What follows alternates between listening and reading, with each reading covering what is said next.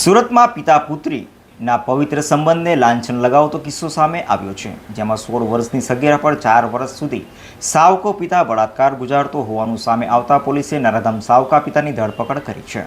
સુરતના ખટોદરા વિસ્તારમાં એક અત્યંત શરમજનક અને ચોંકાવનારો કિસ્સો પ્રકાશમાં આવ્યો છે, જેમાં એક સાવકા પિતાએ પવિત્ર સંબંધોની તમામ મર્યાદાઓ ઓળંગી દીધી છે। નરાધમે પોતાની સગીર વયની દીકરી પર છેલ્લા 7 વર્ષથી સતત શારીરિક અત્યાચાર ગુજાર્યો હતો। પિતાના ઓઠા હેઠળ છુપાયેલા આ હવસખોર શખ્સે કિશોરીનું જીવન નરક બનાવી દીધું હતું।